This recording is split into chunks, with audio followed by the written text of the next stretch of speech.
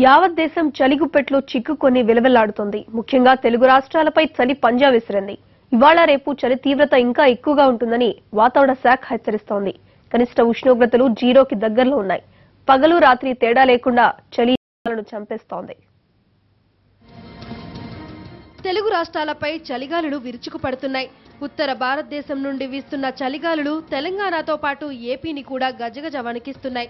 2-3 వారాలుగా కొనసాగుతున్న చలి ప్రభావం ఇప్పుడు తీవ్ర రూపం దాల్చింది. పైపుల్లో నీళ్లు గడ్డకట్టే స్థాయిలో చలి చంపేస్తుంది. చలి మంట వేసుకున్నా 2-3 రగ్గులు కప్పుకున్నా చలి నుండి బయటపడలేకపోతున్న పరిస్థితి. పెరిగిన చలిని తట్టుకోవడం చిన్నపిల్లల నుండి వృద్ధుల వరకు ఎవరి వల్ల కావడం లేదు. తీవ్రమైన చలికి ఊపిరాడక జనం ఇబ్బంది పడుతున్నారు.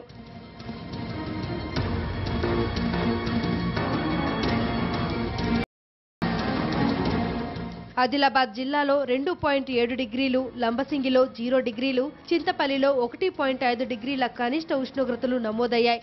మెదక్లో 6 డిగ్రీలు, హైదరాబాద్, రామగుండం, హనుమకొండలో 9 డిగ్రీల ఉష్ణోగ్రతలు నమోదయ్యాయి. టెంపరేచర్స్ దారుణంగా పడిపోవడంతో వృద్ధులు ప్రాణాలు కోల్పోతున్నారు. అటవీ ప్రాంతాలు, చెట్లు ఉన్న ఏరియాల్లో చలి తీవ్రత ఇంకా ఎక్కువగా ఉంటుంది. ఉదయం 10 గంటలు దాటినా ఇల్లు వదిలి బయటకు వచ్చే పరిస్థితులు లేవు. చలి అంటే విపరీతం మేము ఎన్నడూ చూడలేదు ఇంత చలి. ఢిల్లీ అవతల ఎట్టయితే ఉంటుందో మరి ఉత్తర భారతంలో ఆ విధంగా మా ఆర్లీలో ఒక వారం 10 రోజుల నుంచి చాలా మరీ ఉష్ణోగ్రత పడిపోయింది. మరి మాకైతే దాని జ్వరాలు, జలుబు, ఆస్తమా ఉన్న వాళ్ళకు ఎంతో కష్టం అవుతుంది. నాటువంటి ఇప్పుడు నాకే 2-3 రోజులు జ్వరం వచ్చి నేను బయట కూడా వెళ్ళలే, ఇంటి బయట నుంచి కూడా అంత విపరీతమైన చలితోటి వణుకుతున్నాం.